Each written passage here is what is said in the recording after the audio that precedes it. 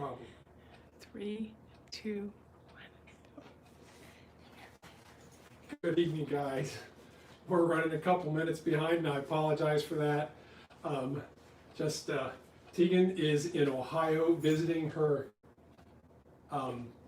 grandma. Are you? Miss Julie forgot to join us. She's coming. She's in Ohio visiting her grandma, and so it's just me and Julie here at the house with the dogs. So we might end up with some visitors in the middle of our live stream tonight. It could be a little bit interesting. You never know. And here's Miss Julie. Welcome to the Youth Group live stream, Miss Julie. How are you doing tonight? I'm doing pretty good, Phoebe. Are you comfortable here? Let me get that for you here. I'm doing pretty well. Good. And Miss Julie needs all her special accoutrements to help her be comfortable. So, anywho, I just want to say we are percolating and working on some plans for you guys, and I'm hoping that they work out real well. So I'm just going to take a chance here and jump out with it. We are working on some plans for a very special activity. Yes, youth group activity, the kind of activity that we can maybe somewhat somehow be together.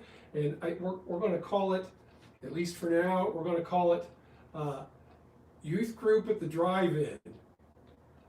But not the kind of drive-in that you maybe would think of. I heard a phrase today, the greet and glance. The greet and glance? Yeah. Youth group at the drive-in. And there'll be some snacks, and there'll be just some opportunity to kind of get together. And we're going to really inform you a little more about that as we get it developed more. We got the okay from Pastor Rick on that today. And we're just getting some plans together so that we're sure to keep it socially safe as far as that's concerned, but can still be a little fun and be a chance to see each other and visit together in some ways. And one other aspect I'd like to work into that also is to also hopefully give you an opportunity, if you want to order t-shirts, or for us to start to get t-shirt orders together, if you've all forgotten all about t-shirts already, probably, I don't know. So we'll try and get that worked out too, so that if you want that opportunity to get a form to fill out your t-shirt order and so forth. So we'll have a few things that are incorporated in that, and we'll let you know more as we develop it. We're working on it. I promise you, we're really working on it, because we really want to see you guys. We really want to be able to get together somehow, and I hope that sounds hopefully at least somewhat exciting. I'm a little excited about it, just simply because I miss you guys so much and want to figure out a way to see you and be together in some way. So that's what I got as far as that's concerned. Church is continuing to work on the plan to be able to return back together for worship services on Sunday, and there's a lot of detail in that, so be patient as Pastor Rick and the board work together. Everyone is very anxious to return together, and we still are the church, whether we are together in one building or whether we're together in spirit and praying for each other. As we continue to remember each other and hold each other up, we will always be the church. And the same goes for us as the youth group. Our being the youth group isn't necessarily being together at the church, though I really love that part of it. Making sure that we continue to remember and lift each other up is really important. For instance, of course, I've been kind of a little concerned about everyone with all the stuff that's been going on in town, and then somebody decided that they wanted to be smart, and they when I was asking to make sure that everybody was safe the other night, you noticed that OG there, we will leave him nameless otherwise, said that he was going night fishing, and that kind of perked my attention. And then when I finally touched base with him in private, he goes, "No, I was just kidding. I was ready to walk down the street and punch him." So anyway, that gives you a clue on who it might have been. Anywho, just hope you guys are continuing to be wise and be safe, not just concerning the COVID, but also concerning all the other things that are going on. I definitely want to say that I completely understand if you are feeling upset about the situation over the death of George Floyd and all that situation. It is definitely understandable. I definitely, you know, I feel you there. And by all means, we should let it be known that we feel that it is injustice and that it was wrong, and that it needs to be made as right as it can be made. But there comes a point where justice is not being served, and it is just a matter of rioting, and we simply do not support the violence and do not support the rioting. And I just want to make sure that you are being wise in that as well. We definitely support that good old American pastime of letting your voice be known and protesting where appropriate and correct. But rioting, looting, and participating in those kinds of activities, I think that is definitely something that God is not pleased by. Thou shalt not steal. Absolutely. And so just want to make that plain and straight tonight so that you hear it straight from me and you understand where I stand. So tonight we're talking about set free. And really, I'm going to be honest with you, and maybe it's a gimme here and you understand. The whole set free thing, I think that a lot of times people are responding in the set free, or in the way that they are concerning the injustice that's been done and how they feel about that, because they feel a sense of being trapped and being caged and imprisoned. And so we're kind of going to talk about that a little bit tonight, but let's just back up for a second. And we got some questions that we're going to talk about, and I got a little story I'm going to share part of and do the rest of the story later. And so as always, or as we've been doing the last several weeks, make sure you're commenting on the chat group with the questions that we post. Feel free to interact with each other and chat and talk and answer the questions and so on. Miss Julie's here keeping things fresh for us, Julie Fresh. And I have she's a going fresh to be. update. Oh, you have a fresh update. I have a Julie Fresh update. Julie. I got a haircut. Yay! Pee didn't yet. Aren't you excited for her? Yeah, I didn't. My bouffant is still going on. So, okay. So here's my first question I want you to think about as we get rolling on the lesson and discussion tonight. Do or have you ever had a pet that you kept in a cage or a tank? And if you did, what was the pet, and what did you do to take care of the pet? Okay, so there's the question. It's kind of a three-part question. Do or have you ever had a pet that you kept in a cage or a tank, and what was the pet, and what did you do to take care of that pet? Now, anybody ever have a bird for a pet? Raise your hand. Show of hands there. Yes, I see that hand. When I was about 5 or 6, I wanted to have a parakeet. I don't know if you know what a parakeet is, but it's like those budgies, you know at the zoo, you go into the house, the bird house there that has all the little budgies in it that you feed the seeds on the stick to. Parakeets are a lot like those budgies. And I wanted to have a parakeet, and my parents decided they would let me have one. He was mostly kind of a yellow color with green and gray on his wings. And I named my parakeet Kiki. I did not know that story. Is that new news? That is new news. That's fresh news. That's fresh news. Fresh news for Julie Fresh. I named him Kiki though because at the time I was in kindergarten, and we used to read from these readers, and the subject of the reader was Kiki the color bird. Ooh. Kiki the color bird. A real classic. I highly recommend Kiki. It's my next book I'm going to read. It's on my book list. Absolutely. So we kept my bird, Kiki, we kept him in the kitchen in a bird cage, as you usually do a bird.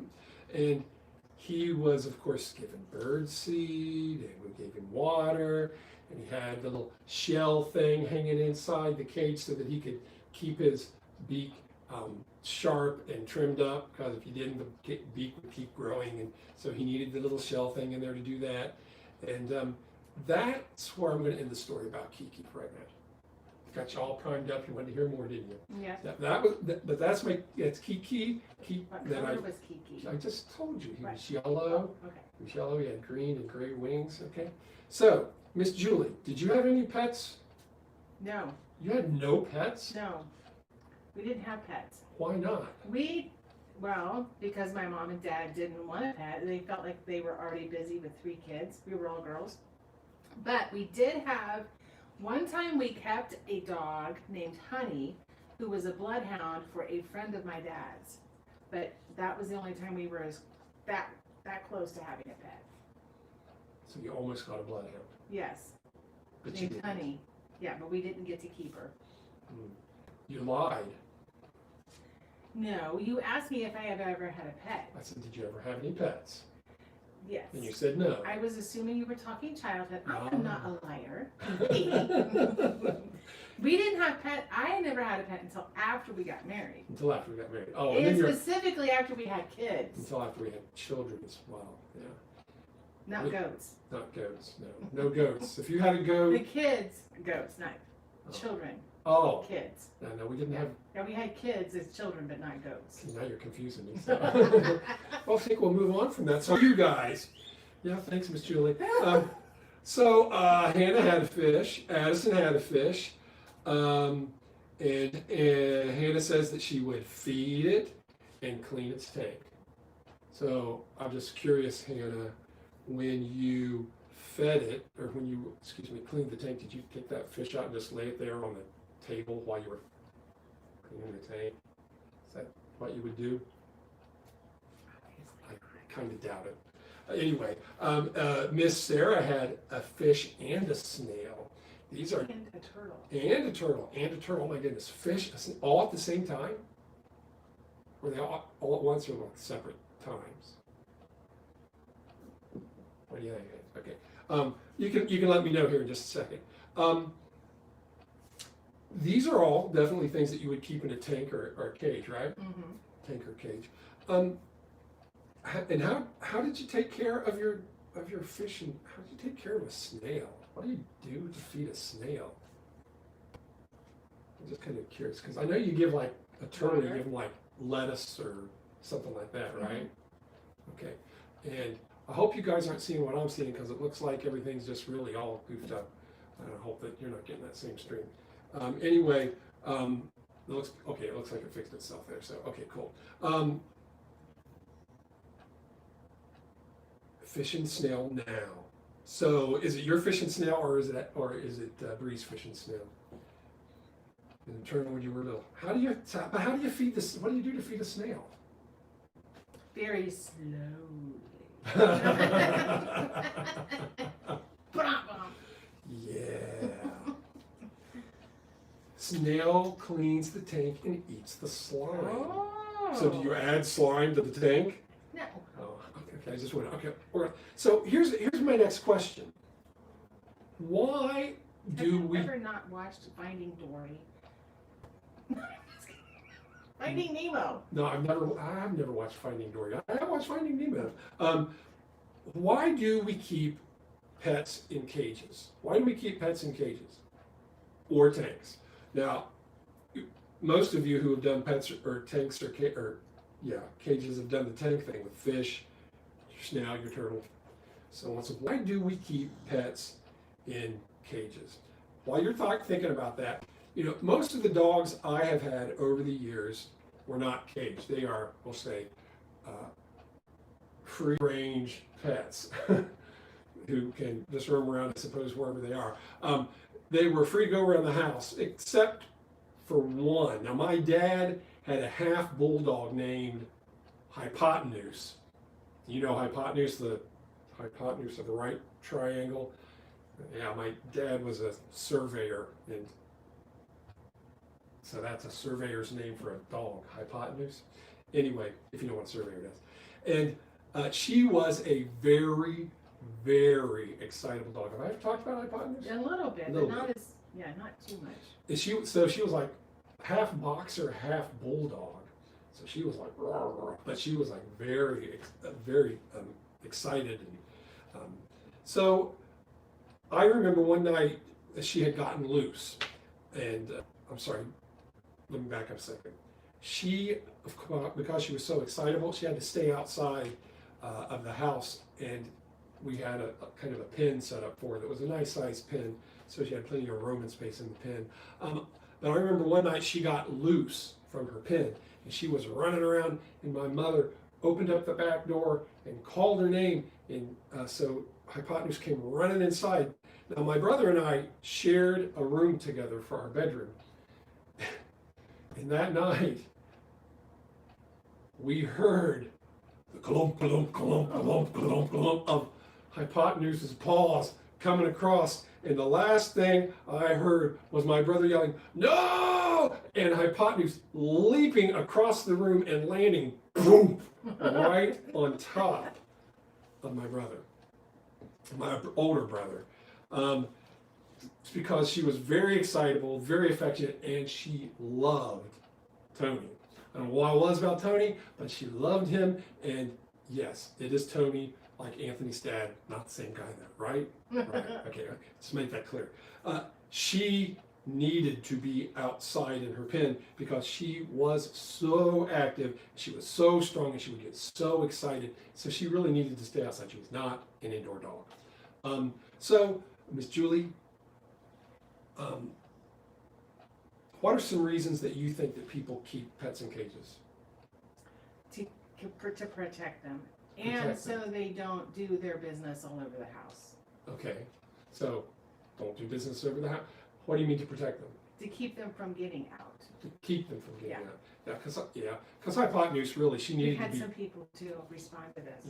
I'm going to get to you Oh, guys in okay. just a second, I promise. She needed to be confined because she would have just gone crazy running everywhere, and I know someone would have misinterpreted how she acted, and so that's why we kept Hypotenuse in her pen that way. So let's see. Addison says so that they don't get lost or run around the house. Yeah, absolutely.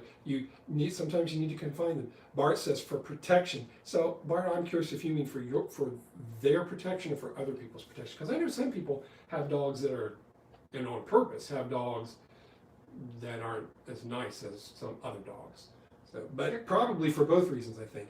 And then Miss Sarah says to keep them safe, right?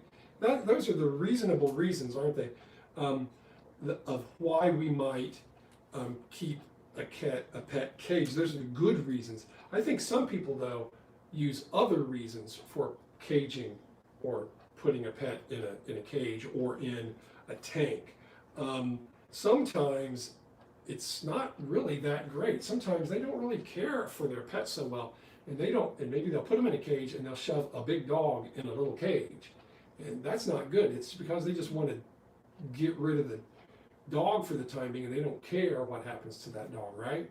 I mean, some people do that. That's a problem. That's bad, right? That's bad. There can be other reasons. What do you think are maybe some bad reasons people might cage or confine a pet like that? This is really sad, BB. Well, there are people that, when we got our dog, Ruby, she had been just a breeder dog. And so she was kept in a cage and was forced to breed over and over and over to have puppies so that they could sell the puppies and get money. So they confine her for their own benefit and their own profit and not to care for her. Correct. So that's not I don't think that's a good reason. I think it's a horrible reason, frankly. It's sad. That's a terrible reason. Miss Julie says, this is sad, Pee-Pee? Well, you think I might have a reason for that? Yes, I know you do. Okay. So let me give you the rest of the story. And I'm just going to tell you right up front that I'm embarrassed by the rest of the story on Kiki, okay? It's not good. And so please don't hate Pastor Paul for the rest of his life and your life, please. So I was like 5 or 6. That's not an excuse, that's just a reiteration. And I was afraid of Kiki. You were afraid of the bird? I was afraid of Kiki. I didn't want to put my hand in the cage because I was afraid of him. I was afraid that he was going to bite me. And because he was a bird and, you beat, I thought, so I was afraid of him. And that means that I really did not want to feed him, and I did not want to give him the water that he needed. And I am embarrassed to say that, as it was my responsibility to take care of Kiki. And while my parents kept only for a good long time, they finally just kind of let it go into my responsibility. And Kiki did not make it because I was afraid of him, and I neglected him too often out of the fear that I had of the, for one reason or another reason, whether it's out of inconvenience or that we don't care or that we're afraid. I mean, how terrible was that, right? I mean, that's terrible. And we would never want that kind of treatment for ourselves or for our family. And I'm sure you wouldn't want someone to treat your pet that way. That's awful. So I want you to think about this next question. And after we put it out there, I'm going to read this next verse, the verse that we're going to look at first of all tonight. And I want you to consider this question first. What are some different kind of cages that we let ourselves get trapped in? And I don't want to talk about people trapping us in cages. I want to talk about that question. What are some different kind of cages that we let ourselves get trapped in? So I want to read tonight out of Luke chapter 4, verses 18 through 19. Whoa. These are the words of Jesus. If it was easier to read on this background, and I had them all in red, because these are red letters, people. Right straight from the mouth of Jesus. The Spirit of the Lord is upon me, for he has anointed me to bring good news to the poor. He has sent me to proclaim that captives will be released, and that the blind will see, that the oppressed will be set free, and that the time of the Lord's favor has come. Now you notice I got this all centered in here like this instead of spread out and from side to side like you normally read. It's because this is poetry, and Jesus is actually quoting the prophet Isaiah. And Isaiah gave these words. And then Jesus turns around now and he shares these words with us himself to indicate that he is a fulfillment of the prophet Isaiah. And he is telling us this right here. Let me get up here a little bit.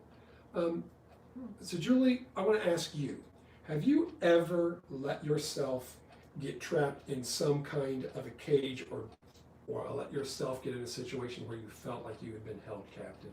Yes. And I think I had shared some with the youth group when I lost my job. I'd had a job for 14 years.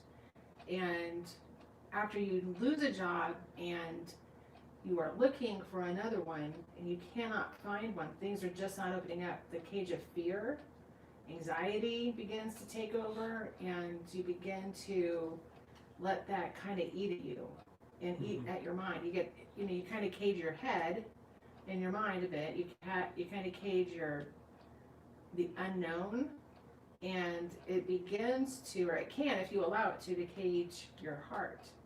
Yeah. Because it can become hardened to the fact that you're not finding anything, and you get frustrated. You begin to kind of question God a little. And so there's definitely cages that you can get yourself trapped into. Yeah, so you went through a time where you allowed fear to kind of entrap you and feel like you've been caged. Mm-hmm. I know that in junior high and high school, I let myself get wrapped up and trapped in anger and in hatred at some situations at home. And I say wrapped up because I'll be honest, I think I really did feel like that there were ropes around me, wrapping around me and confining me. And I was rarely ever at that time truly happy. I mean, there would be times that I would laugh and joke around and have some fun with my friends, but all in all, I was angry, and I was full of hatred, and that's pretty harsh in the way that I would judge people and look at other people. And it was a real cage for me. It was really very confining. Mm-hmm. So the question that I asked you guys, what are some cages you guys have gotten trapped into? Bart has said financial holes. I know for adults that can be a really big burden when, you know, sometimes well beyond your control financial things happen, or because you just simply haven't been very wise in with finances, you let yourself get trapped there. And so that can be a really difficult situation to get trapped into. I completely understand that one. Someone else, does anyone else feel like there are any other kinds of traps or cages that they've allowed themselves to get locked into? It's so easy to let us get trapped into situations. We let ourselves do it because there's something that we want, and we're willing to make stupid choices and make dumb mistakes because we want that thing, or we want some kind of recognition, or we want acceptance, and so we get trapped in that. Did you want to say that, Ms. Yeah, Kelly? there are, I will say too, probably before we got married, and even after we got married, I would say there was a trap of resentment, bitterness, definitely. It kind of surrounded two different topics. One was with my dad, and I don't know if I've shared everything about my dad with everybody, but there was a time when he was not in my life, and that was his choice. And there was some resentment, confusion, bitterness that I harbored in my heart. It was a cage until I let go of it. And then being in the ministry, and ministry is not always easy. It's always easy. There are things that happen that you can let get caught up into your heart as well. Some resentment, some bitterness, anger, and frustration. And so that is also a cage, and it can be the kind of cage that will eat you raw from the heart outward. And if you don't let God intervene and give it over to God, it can truly turn you from this nice, pleasant person into a really nasty, vicious soul. You can be nasty? I know, I can. I'm shocked. It's surprising. I'm really shocked by that. I can't believe it. Aaron has said get trapped. I'm moving on, you see. Aaron has said that you can get trapped in work and not having time for other things. Well, that's a good one, Aaron. And that's not just adults, is it? I have known plenty of you guys who have gotten jobs, and I don't mean you particularly, but I've known plenty of people like you guys who, as they get a little older in their teen years, they get a job, and then that whole money flowing in, they like that real well, and so they let that focus go back there rather than being with God and spending time with His people, and it becomes a trap. Yeah. And it's really, I would say a tough too, trap. before the whole COVID business, that we had kids that were also getting caught up in school traps. Yeah. I We agree have with seen that. a lot of kids where school studies and desire to do well in school took precedence over spending time with God, spending time with youth group. Building that relationship with God took a back seat to building my rapport or my repertoire for school and college, and getting the 4.0000000 Yeah. grade GPA was more important than spending time with studying God and spending time with God and growing in your faith in God. Yeah. Lots of different Yeah. cages. Relationships Relationships too. work, and if you think the camera's shaking, it's because Blaze is over here wagging his tail. So there are so many ways that we can choose for ourselves to get trapped. I want you to notice something in this passage here, though. I want you to see this. He has sent me to proclaim that captives will be released. Did you see that? That captives will be. He didn't say that captives can be released. He didn't say that captives might be released. He said the captives will be released.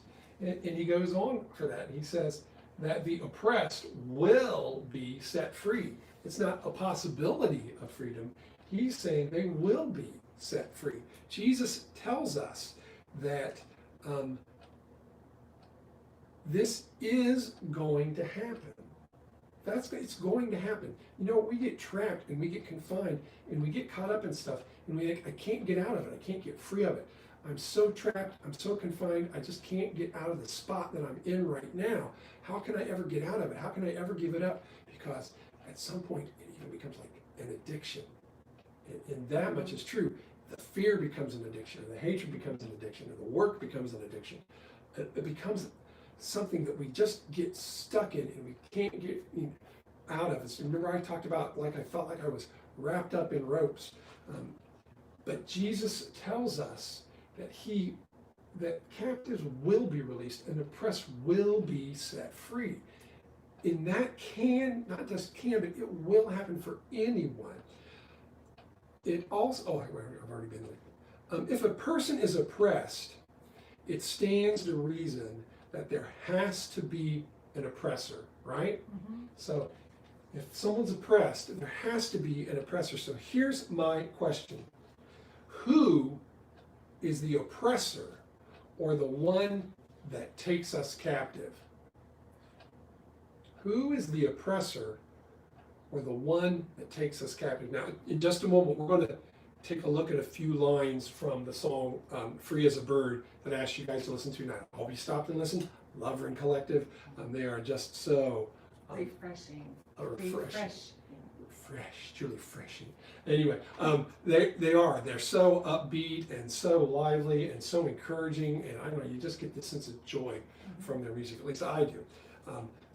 But first, before we get there, and I hope you're thinking about it, I want to see you typing. I don't see anybody typing on it yet. I want to know who you think is the oppressor, or who is it that takes us captive? I see no one typing. Anybody typing? You see anyone typing, Miss Julie? No. Nobody's typing. No fingers of fury. No fingers of fury. Who is it that takes us captive, or who is the oppressor? Miss Julie? Mm-hmm. Yes, PP. What do you think? Well, I have a Sunday school answer, and I have a real answer. I have a real answer for me. Okay, I want you to go. Hold on. Okay. Hold on. Okay. I want you to give me the Sunday school answer. Hold on. In just a moment. Oh. I want you to give me the Sunday school answer. I want someone out there to give me. Suppressing me, PP? I am. I want someone out there to give me an answer, other answers as well. So, Miss Julie, what would your Sunday school answer have been? The same thing that Aaron just wrote. And he wrote, it's not popping up for that. Satan, the devil, Beelzebub. Yes. Yes. Satan. Well, I'm going to be honest with you. That can be true. That can be true. That can definitely be Yes. true. However, I think that our enemy, the devil, while he can trap us, is not always the guilty party, so to speak. We need to kind of be honest, I think. Miss Julie, did you have an alternate answer on that? I do. I know who my biggest oppressor, suppressor, and captive person is, and that is myself. Oh, I thought you were going to say Kieran. No. No. You feel like you are the one. Yes, because I'm the one that makes the decisions for myself that are not always the best decisions. So Satan, he definitely tempts us, doesn't he? Yes. He definitely throws roadblocks out in front of us. He definitely gives us all kinds of opportunities. But I want to be honest with you. I think we can get into plenty of trouble on our own without him intervening. Now, I think he begins to work on us when he sees us getting strong and he wants us to trip up, and he works harder against us at that point. But when we're already being stupid, he don't need to do anything about it. We're doing the work for him. And I really honestly believe that's the case. We can be the one who is our own oppressor. We can be the one who creates our own cages because we choose to make bad decisions, or we allow ourselves to get caught in situations and do those dumb things. He can be there causing us to trip, but I think we can do a lot of it on our own, and I really believe that. So like I said earlier, I love Collective, I really do. Music is just It's fresh, and joyful, and it's infectious, and I think they got that fun Irish band rhythm, and it feels to me just like a celebration listening to their music. And so there are 4 things that I want you to look for in the lines that they tell us that God does for us. Here in just a moment. That's still the first. Yeah. There are 4 things I want you to look for. 3 of them are very uplifting things. Very uplifting things, and 1 that could be a little intimidating, I think. So see, while I'm reading through here, if you can spot them, I'm going to kind of separate them in 3 different screens. I want you to kind of tell me again, what do you think are the 4 things that they tell us about God? The 3 that are very uplifting, and the 1 that might be a little bit unsettling, a little intimidating. So here's the first part. It says, you break us out of our cages into the wide open spaces. We are, of course, this is the refrain there, we are free, free as a bird on the wind.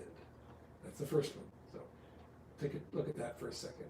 You break us out of our cages into the wide open spaces. Okay, got that?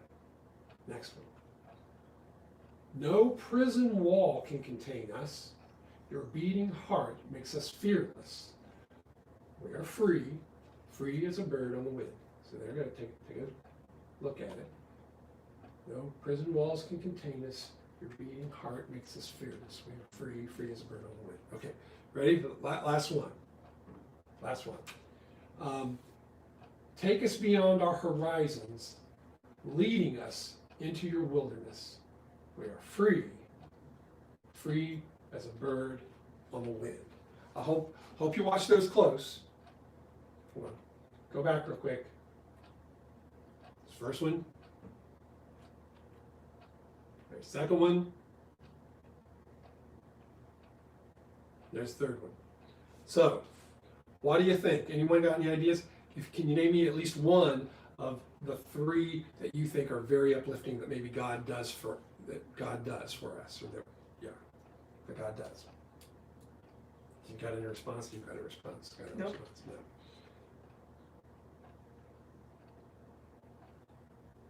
So what do you think? Oops, I'm not scrolling up high enough on my notes here. Anyone got a thought? What's one of the things that were uplifting? Miss Julie, did you catch any of them? But he sets us free He does set us free. from the cage. Did you see anything else there? Jeannie, back up. Sure, PP. No prison wall can contain us. I heard a ding, but it hasn't come up yet. Okay, so what is it that God does, an action that he's having? What is it that he does? Makes us fearless. Ah, there we go. There's one of them. Your beating heart makes us fearless. That's definitely one of them. And here's what I thought about that. His life, he says, your beating heart makes us fearless. His life in us, when he is in us, it causes us not to fear, not to be afraid. And fear is one of the greatest things that can keep us trapped, just like Miss Julie was talking about. In fact, maybe you remember what John said in 1 John chapter 4. He said that perfect love drives out fear, right? So when we are living in perfect love with Christ, there is no fear. His beating heart makes us fearless. So that's one of the things that God does for us that he talked about here. Did you see any of the other things there, Miss Julie? Whoops, back too far. Well, I think there was something that he's going to lead us into his wilderness or wildness, PB. Wildness. Did I say wilderness? No, you had wildness. But it is I just want to make wildness. sure it was wildness. It's wildness. Yeah, lead us into your wildness. Is this something that is uplifting?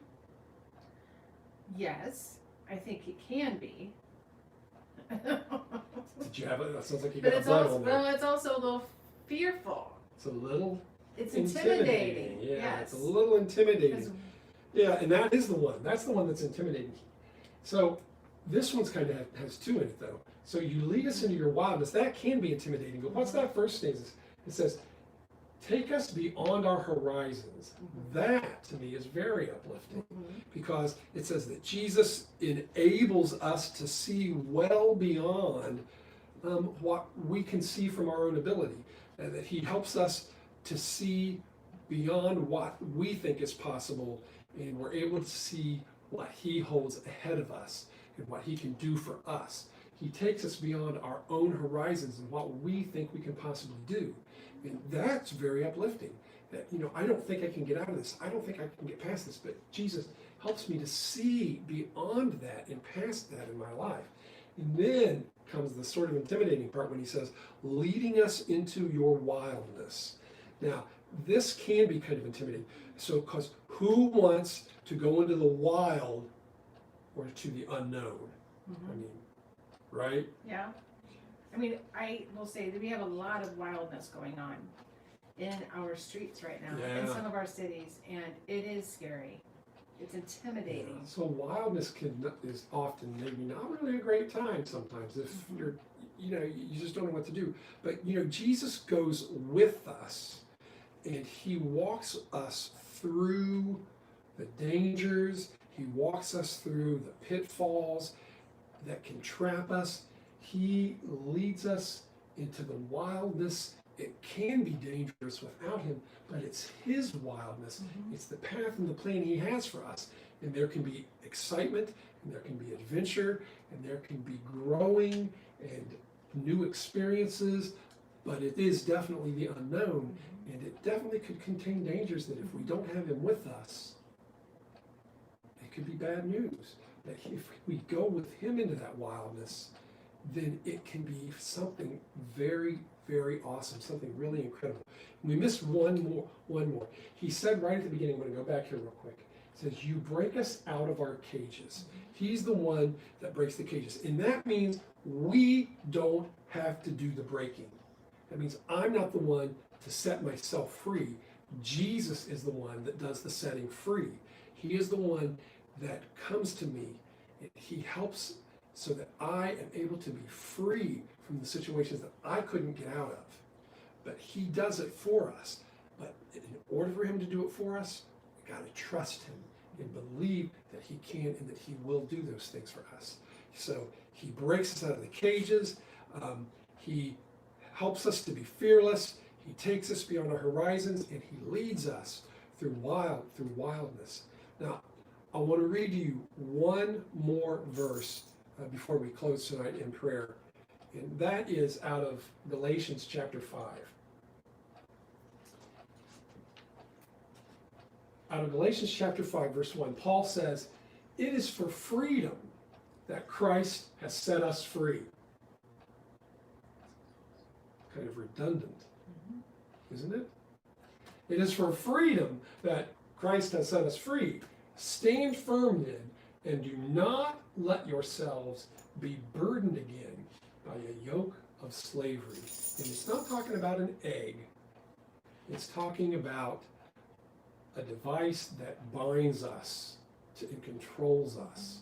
And so we're not to let ourselves be burdened by a trap or a yoke of slavery. So either that's confusing or very profound, right? Because why did Jesus set us free? Julie, why did Jesus set us free? To have freedom. He set us free for the sake of freedom. It is for freedom that Christ has set us free. Does that mean that we are now able to choose to do any old thing we want to do? No. We're free in Christ. No, that's right. It's because it's the choices of doing any old thing that we want to do that get us trapped up, right? Right. So freedom is not about doing anything I want, anything I feel free to choose to do. True freedom is only found in a life that honors Jesus. That's where freedom really is at. So think of all that he does for us. Think of all of that. So the things that we talked about in the song, those are some good examples of what Christ does for us. He even tells us in the first verse, in the latter half, the ending part of the first verse that we read there tonight, that he has shown us, or that now is the time of his favor. What does that mean? Now is the time of his favor. It means that now is the time that he loves us and that he is going to protect us. That's what that means. So that's another thing that Christ has done for us. Now is the time of his favor. And he loves us, he cares for us, and he is going to take care of us. Freedom comes in obeying and being obedient to Jesus and allowing our life to be free in Christ. And so someone goes, well, that's just a whole set of another whole set of rules. And if you look at it as rules, well, then I suppose it's not freedom, but it's not about rules. It's about knowing that Christ loves me and that he has done all of these things for me. And, you know, we can try and boil it down to, well, he's saved me from my sins and he's forgiven me, and that is definitely true, but it's so much bigger than just that. It's so much more with his love, his protection, all of those things we talked about in the song, and things that we could talk about all night long, but we won't, I promise. Paul goes on in the verse, and he tells us to stand firm in the freedom. He says, stand firm then, and do not let yourselves be burned. We are to stand firm in that freedom that Jesus has given us. He made us free that we can know real freedom, and that we should stand firmly in the midst of that freedom and not let someone convince us otherwise, that other things are good or other things are better, or choosing my own choices, or just doing whatever I feel is right. Those are not the freedoms that are good. Those are not the freedoms that set us free. He wants us to make a conscious choice not to get trapped in the old cages that have held us back. He doesn't want us to get trapped in our old slavery. Do you want to say something, Julie? Yeah, I look at it, I try to take what PP says and I try to apply it to what's going on in our everyday lives. And I look at it as the rules that God gives us helps us to know how to behave and how to be Christ-like. And I think for us right now, we're seeing, as many are, a group of people who are not truly free. They're fighting for freedom, but in that freedom, they're getting lost in the violence. And there's a difference when you're free in Christ. You know how to treat somebody of any color, the way that Christ would want you to treat them. There's a freedom in that you have the capability and the love of Christ within you to know how to treat others the way you would want to be treated. And rules are not necessarily a bad thing. They give us boundaries because God is trying to help us be more Christ-like in those rules. And so I take it as, it's not something that's prohibiting me from something. It's actually helping me to grow and be bigger and better than what I am. Definitely. So I just want to end with this one last statement, and that is that obedience to Jesus is freedom from sin, and it is freedom to truly live a life that has real joy.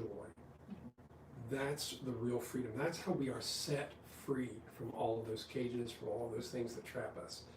Real freedom is about obedience in Jesus and the freedom that he brings us through our obedience. So we're going to wrap up with prayer.